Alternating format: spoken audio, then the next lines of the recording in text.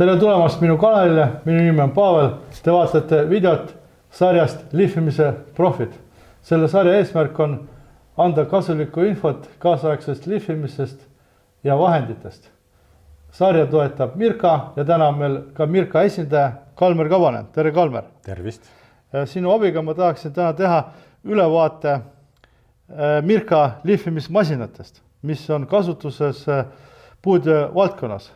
Et selline ülevaade, et need kõik korraga, mis meil siin laua peal on, võiks anda teile ülevaate, mis masin endast kujutab, mida ja kus seda kasutatakse, mille poolest nad erinevad. Ja siis saate vajadusel sellest infost juhenduda, sellest valikust. Et päris suur valik on Mirkal lihvimismasinates.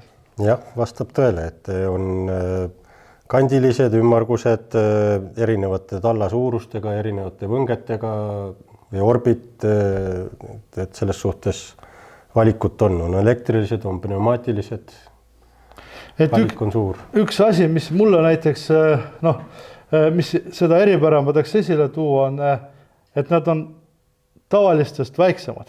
Et turul on sellised 2,5 kilo väga levinud suurus. Et miks Mirkal on nii väiksed masinad? Luba mulle üks ümmargune, see on minu see 2,5. See on nüüd viiene sinu käes, aga minul on 2,5. Viiene. Selles suhtes, et idee on ikkagi see, et inimesel oleks mugav töötada, et käsi ei väsiks ära ja selline kiloringis on need kõik meie elektrilised masinad, et kasutusmugavus on ikkagi kõige tähtsam. Aga võib-olla mõne inimesele seostub väike suurus ja kaal, et ta ei ole võimekas. Mis sa selle kohta ütled? Ei, võimekusel ja raskusel ja masina suurusel ei ole nagu seost. Et nende puhul vähemalt, eks ole? Tavaliselt öeldakse, et lihvimise surve on 4 kilo, et kui masin on 1 kilo ja sa paned oma käes ja masina peale ja hakkad lihvima, siis see enam-vähem on juba 4 kilo, mis see surve nüüd detailile antakse. Aga tead, äkki niimoodi teeks astmeliselt, et käiks üle korraks, et mis masin on, mis teda eristab ja siis räägiks, et kus kohas teda on mugav kasutada. Et siin on päris palju meil siin laua peal. Hakkame pihta. Alustame sellest viiesest teerosest ehk siis viiene orbit, 150 millimeetrit tald. Samas on samasugune masin ka 125 tallaga olemas. Ja samas seda talda saab siin vahetada, eks ole? Saab vahetada ainult sellel masinale, mis on teeros 650. Aha, et see ei ole see, siis on niimoodi, et ta tuleb sellest plastkarbis ja seal on 150 tald on tavaliselt standardis alla pandud ja kastis on must 125 millimeetrit tald kaasas, et sa saad neid taldasid vahetada. Et seda tuleb silmas pidada siis, et kui te soovite teerost, millel on võimalik kasutada 2 erineva läbimõõduga talda, eks ole, siis peab olema selline mudel. Siis peab olema 5650. Aha, minu arust see on ka see sama. Kui ostad juba standardis 125 tallaga masina, siis sinna 150 taldas alla panna ei saa, sest see talla kaalu erinevus on nii suur, et hakkab masinat lõhkuma. Aga ma korra küsin, see on vist kasulik info, aga millal on tähtis talla läbimõtt? Puutöös näiteks. Põhi on ikkagi pindade suurus, et kui sul on suured pinnad, siis 150 tald on ikkagi võimekam kui 125 tald. Aga autotööstuses, kas ei ole niimoodi, et 125 on lihtsalt käib kumerustega kaasas nagu seal paremini, et see pind on nagu selline? Nii ja naa, pigem autotööstus on ka ikkagi rohkem 150 talla peal. Selge, et kui on mõte 2 talde kasutada, siis on mudel? Siis on mudel 5650. Ja ma veel lisan, et 125 talda päris palju kasutavad just ukse- ja aknatööstused, kuna detailid on kitsad, eks? Detailid on kitsad ja pöörlev tald on ikkagi agressiivsem ja sul on töö kiirem, kui sa kandilise masinaga teed, aga kandilise masinaga jälle on ligipääsetavus sul ikkagi kordades parem. Aga kui nüüd korraks kiirusega siin edasi minna, et reguleeritav kiirus, eks, on masina. Mis see vahemik on need? kiirused on nüüd 4000 pöördest kuni 10 000 pöördeni kõikidel elektrimasinatel. Väike erinevus on nüüd kandilistel ja ümmargustel nende sammudes, et kõik ümmargused masinad on 1000 pöördesammuga ehk siis 4000, 5000, 6000 kuni 10 000. Kandilisel masinal näiteks see uus 7500, samal on veel 7000, 7500 ja siis 8000, 9000, 10 000. Et üks aste on nagu juurde pandud. Et põhimõtteliselt see on kõige levinum lihvimismasin on Deros 500 tallaga. See mitte 500 tallaga, vaid 500 selle võnke ringi läbimõõt. Et nendel kõikidel on võnkering ja mis puudutab seda eksentrikut, siis selle erinevus on see, et see lisaks selle, et ta võngub seda 5 mm ringi lihvides, eks ole, agressiivselt on ja. Ta käib veel ümber ringi hajutades seda kriimustust. Täpselt nii. Et see ongi nagu eksentriku eripära. Ja siin siis on 2,5 täpselt samasugune masin, aga võnkering on 2,5 mm. Ja lisaks on veel ka 8 mm olemas. Kas tõesti? Ma tean, kas see on ka siis Deros? Deros 680 ehk siis 150 tald ja 8 võnge. Aga kas ta on ka siis suur, sama suur? Täpselt sama suur. Ma ei teadki just see. Et tema põhieesmärk on just see agressiivnusus, et hästi jämedate paberite või lihvimisketastega siis lihvida. Ja tema kaal on ka samasugune? Täpselt sama, 1 kilo. Kujutab. Aga sa mainisid seda, et 8 mm on agressiivseks lihvimiseks, aga 2,5, kuidas sa seda esitaksid selle nagu vajadust valdkonda või ülesannet täpselt? Pigem 2,5 võnkega masinaid kasutatakse, kus tullakse juba kõrgläike alla või tahetakse niisugust poolmatt või matt läikivat pinda saada, et see kraabe nüüd välja ei paistaks alt. Et sisuliselt see on säästlik lihv, eks ole? Ja. Et mina kasutan seda võnkeringi siis, kui mul on vaja teha lõpplihv näiteks. Et see kriimustus hästi peenikeseks teha. Et ja tulevikus ma kavatsen seda teha selle kõrgläiget, et me näitame, kuidas tehakse kõrgläiget. Nii et jälgige mängu. Nii, mis see näiteks kolmnurklihvija?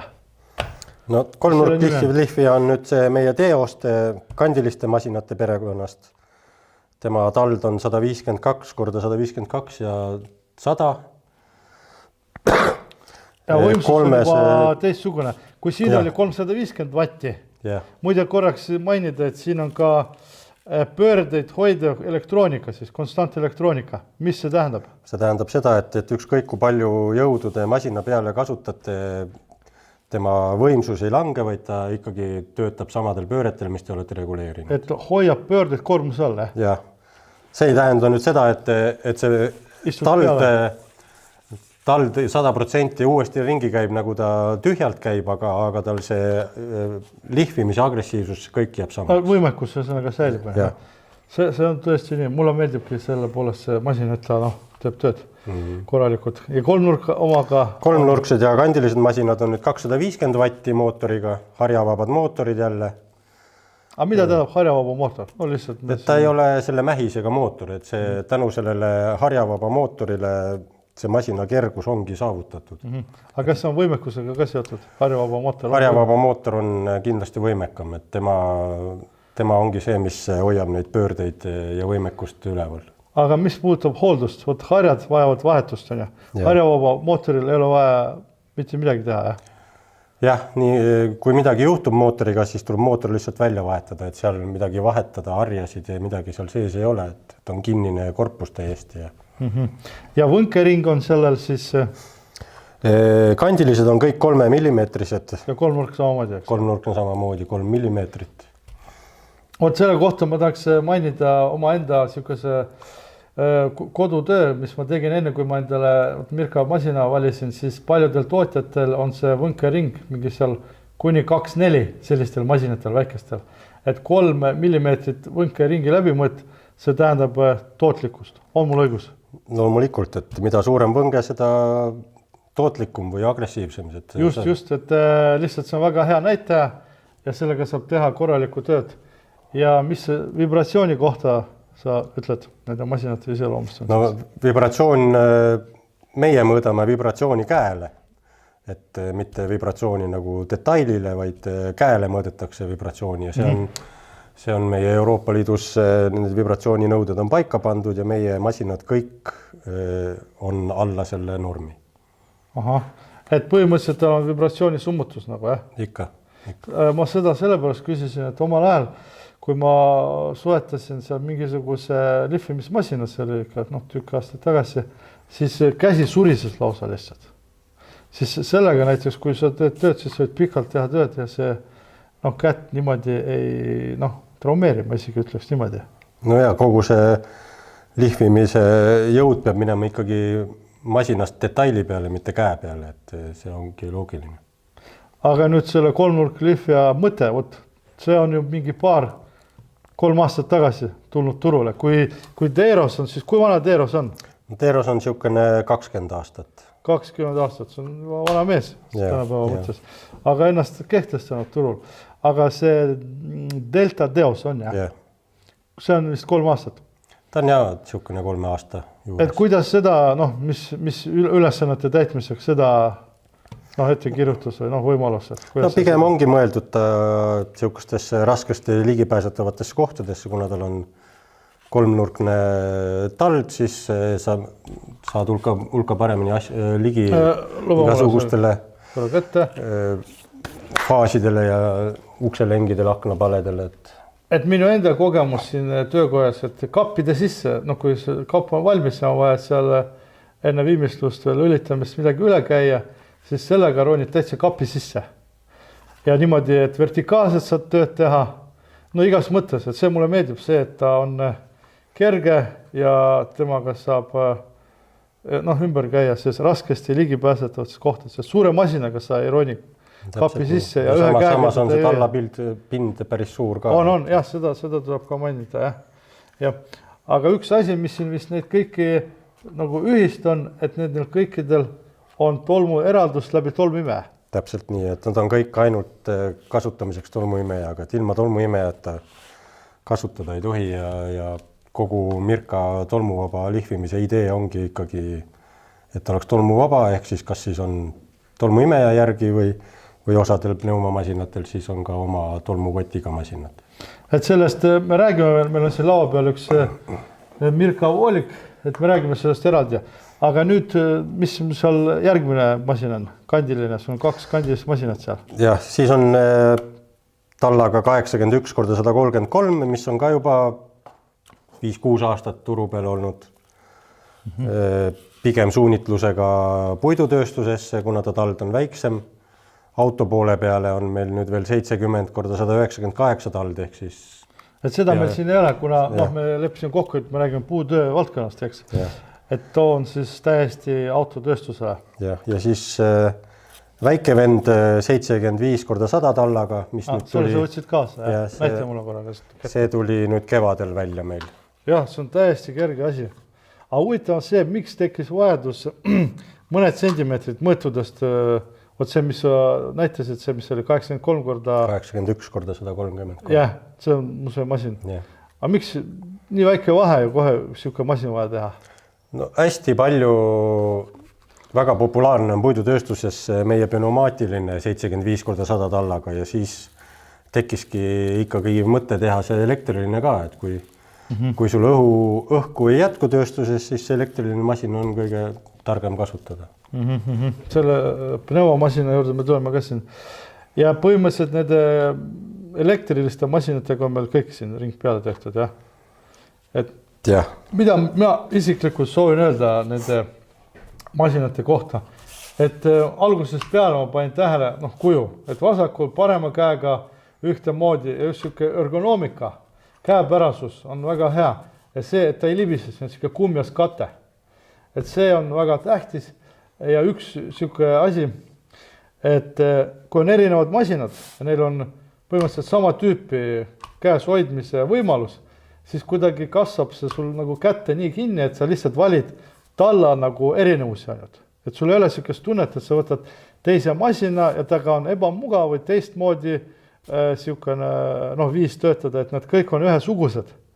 Et see meeldib mulle väga. Ja üks nüanss veel, mida sa saad näiteks öelda, et siin on lahti võetav juhe, noh, et see käib. No, et saad ühte sama juhet saad kõikidele masinatele, elektrilistele masinatele kasutada. Et jah, see kui sul on see meie integreeritud voolik koos juhtmega, siis sa ei pea hakkama uusi juhtmeid vedama. Et ma arvan, et me võime kõik korras kõike korrada. Et siin on voolik, antistaatiline voolik. Täpselt nii. Mida tähendab antistaatiline? See tähendab seda, et see voolik ei hakka sulle andma staatilist elektrit lihvimise aeg. Ja siis ongi niimoodi, et me paneme selle vooliku siia külge, eks kõigepealt ma tahaks, ma panen juhtme külge. Ja. Niimoodi. Allapoole. Vaata jah, see on see, tal peaks vunsid olema, siis saab kergemini selle sinna üles leida. Vaat niimoodi see käib, teed tööd ja mis siin on selle voolikuga, et siin on suka sees, jookseb see juhe ja ei ole niimoodi, et sul on kuskil see juhe ees või voolik, et selles mõttes see teeb selle asja mugavaks. Ja näiteks Mirka tolmuimel on võimalik panna see jagaja ja sul võib olla seal 2 sellist voolikut. Et sul võib olla siis 2 masinat kohe käe pärast. Kuigi praegu ma olen täiesti niimoodi harjunud, et ma lihtsalt võtan lahti, vahetan masina ära ja ongi kõik. Et selles mõttes, variant on igasugused. Jah, kui on suur tolmuimeja, siis 2 masinat järgi panna ei ole mingi probleem. Just, et selles tolmuimejast ma räägin millalgi teine kord videos.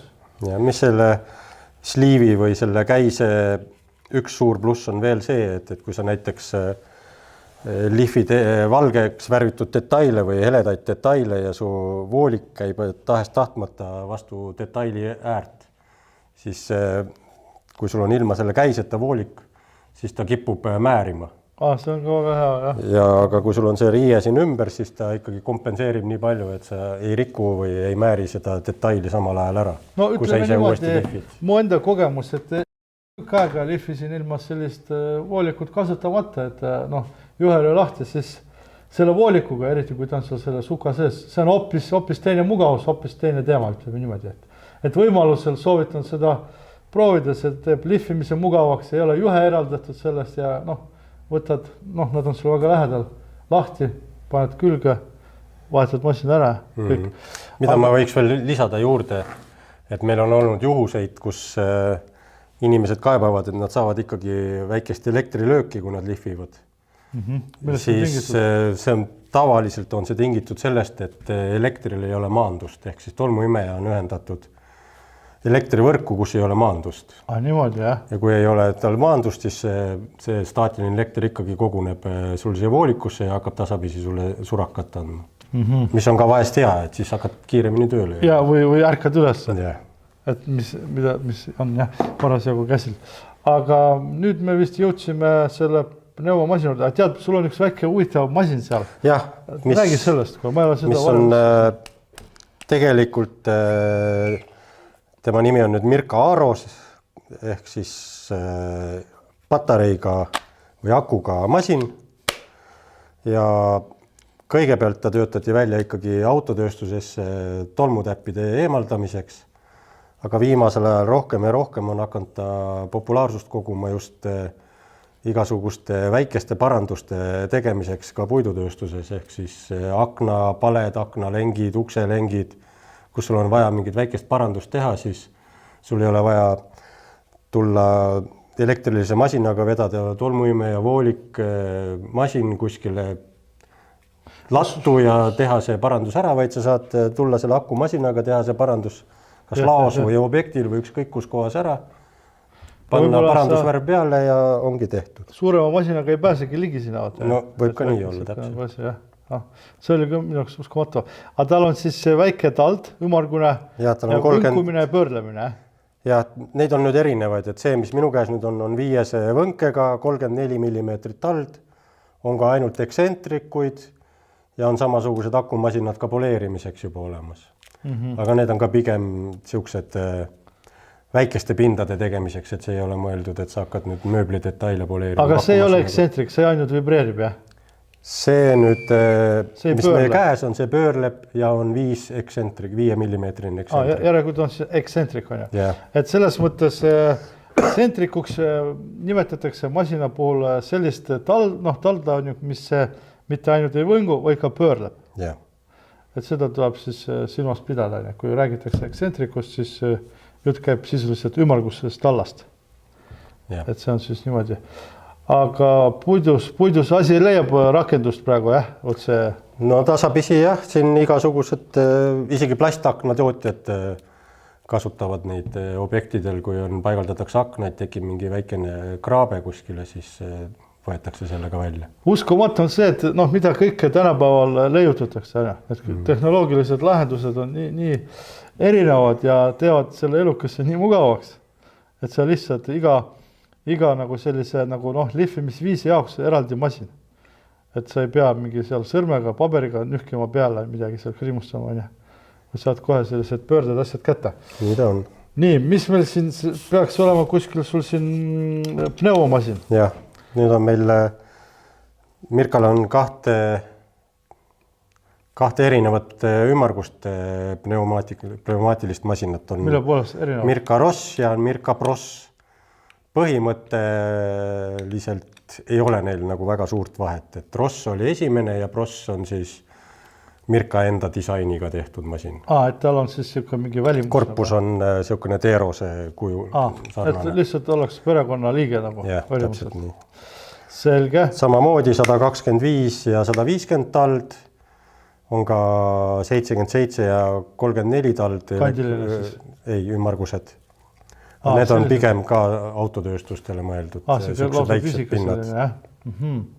Aga võnkering on ka neil 5 ja... 2,5 ja 5. Et see mõttes jah. Aga põhimõtteliselt pneumomasin on see masin, mis töötab suruõhul.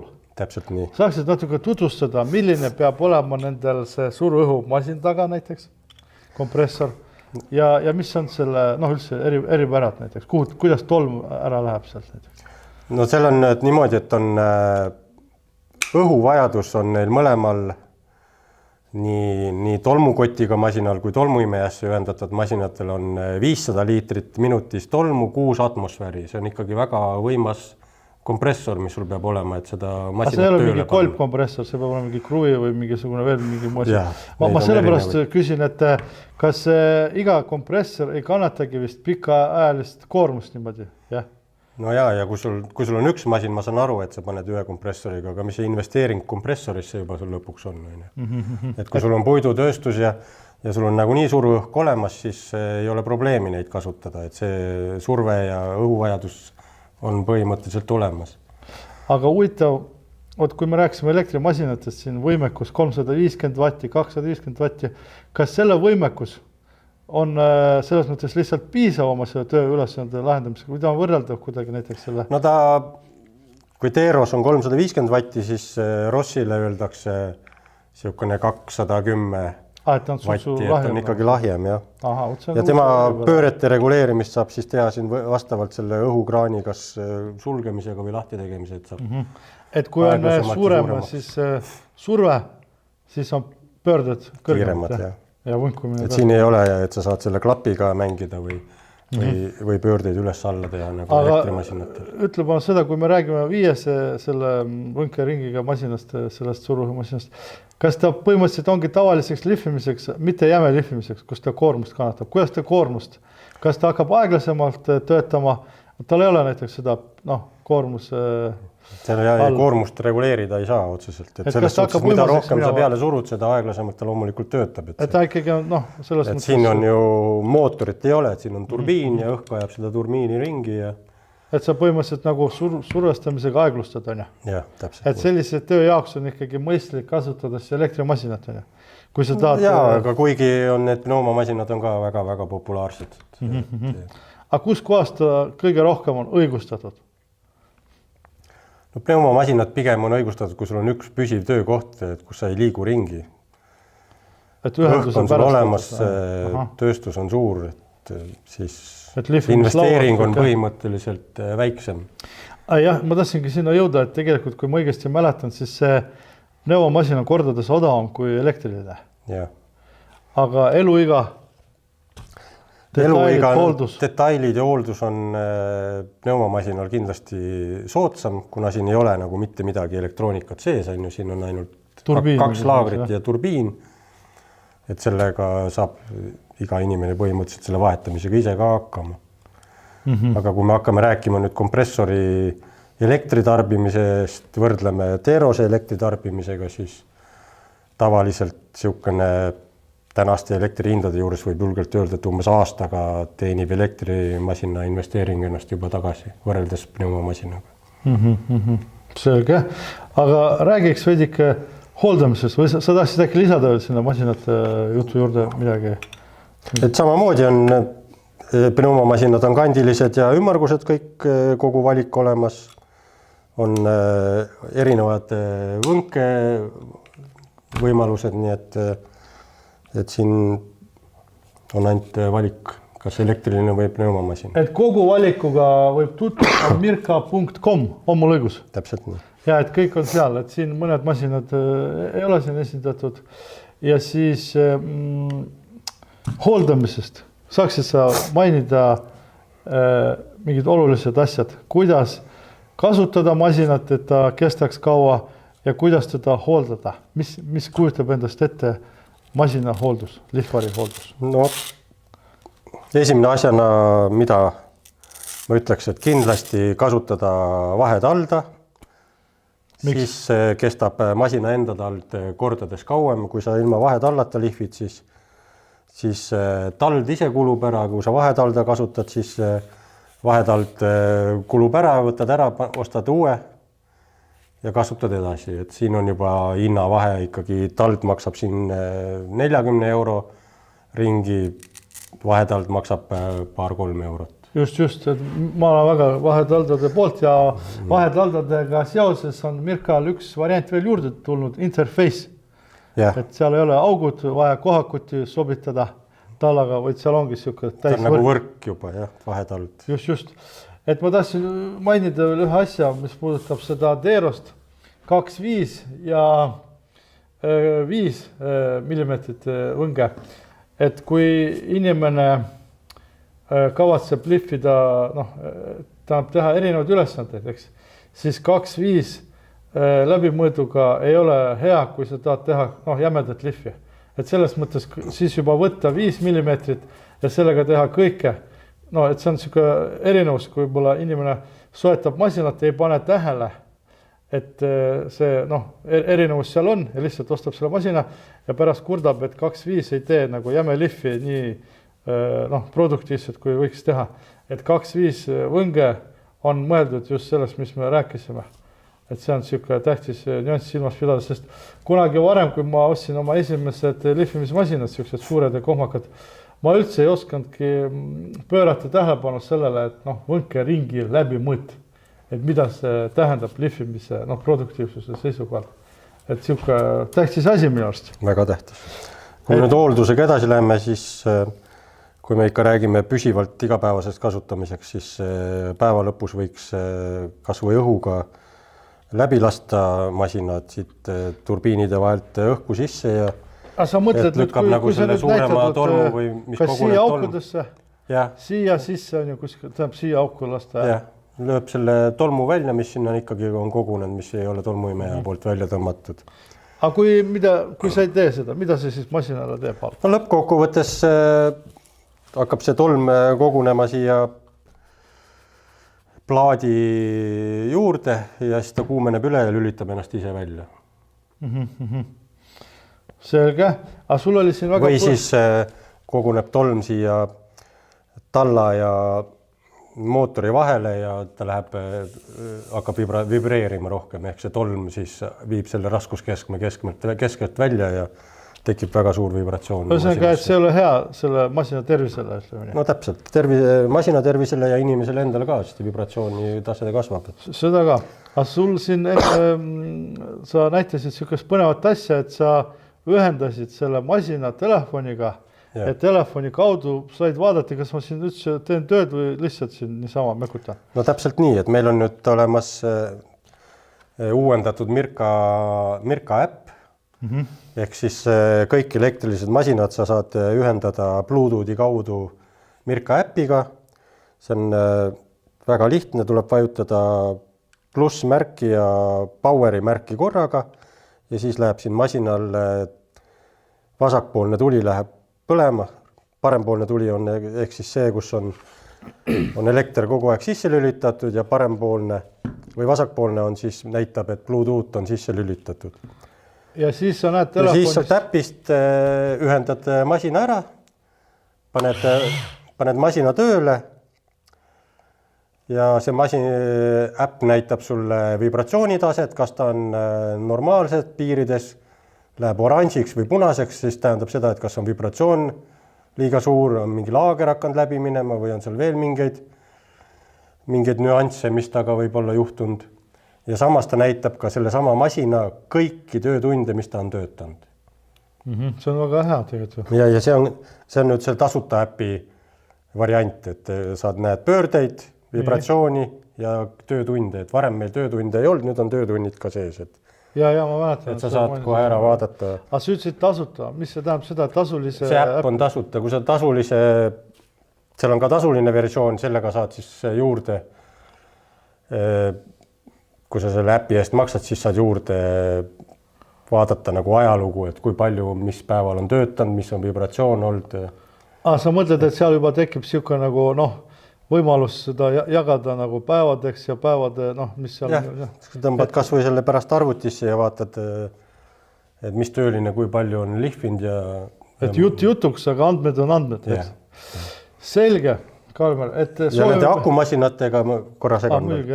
Akumasinatel on veel niimoodi, et saate ühendada Bluetoothiga ja programmiga niimoodi, et sa saad määratleda näiteks, et kui sul on...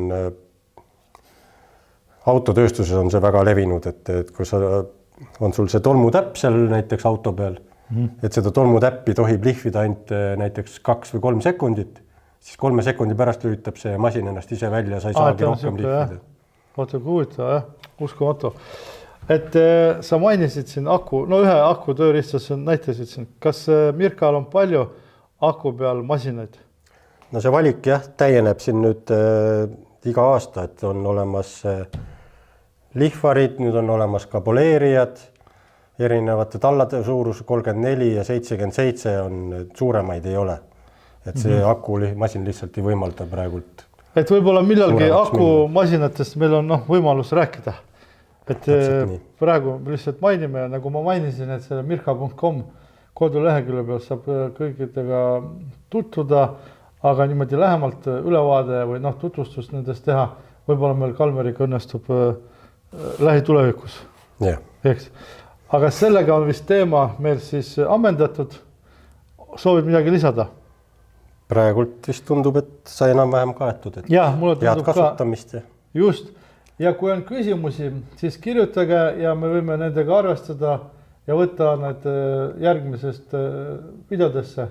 Nii et praegu siis head kasutamist ja järgmistes videodes järgmised teevad. Head aega! Head aega!